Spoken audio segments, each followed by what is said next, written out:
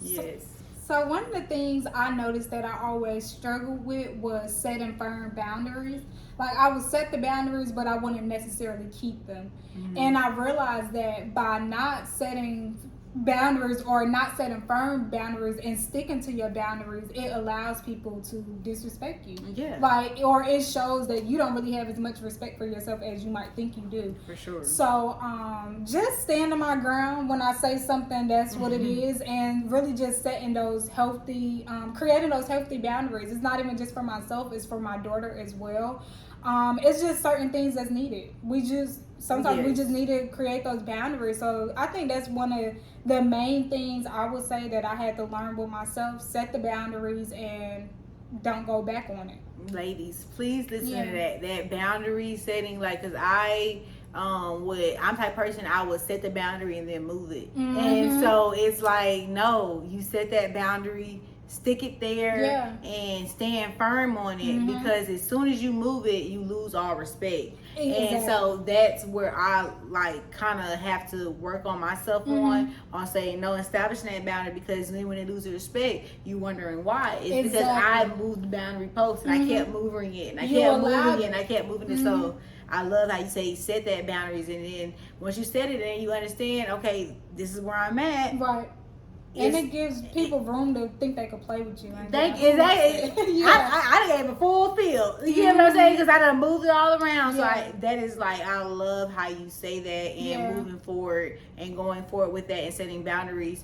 Do you think that you are at a place where you're open to, dating and, just different ideals, or you like, no, if it comes, it comes, or it's out there, or, how you are right now with, just the dating aspect. I'm being a little nosy. Just Yes. Wow, that's a good question though. I think this is really the first time in my life, like for real, that I'm really not focused on dating. And I feel like I am working on myself, but don't get me wrong though, if God brings somebody to the door, I ain't gonna push them away, but I really do feel like I'm in the season right now. I'm really working on myself. Like just as I was saying, I really am doing that internal as well as external work. I'm learning a lot about myself. I'm actually in my 27 years of life, I felt like I really didn't know who I was as a person. So now that I'm discovering who I am and I'm relearning myself again, I feel like when it is the right time, I'm going to be able to show up in that relationship as I need to.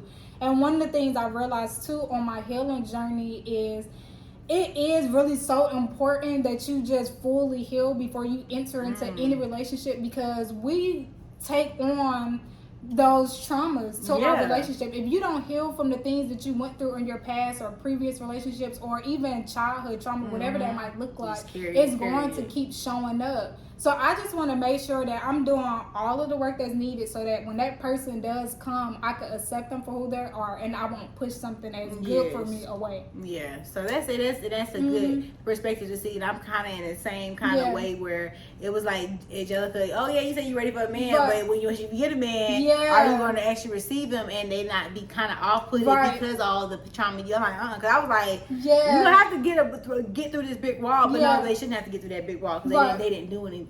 So I completely relate and understand, and so that kind of relates to that brick wall, protecting your energy. Like, how do you protect your energy and like kind of stay on task and stay on purpose? Because we beautiful girls. Look at the girls.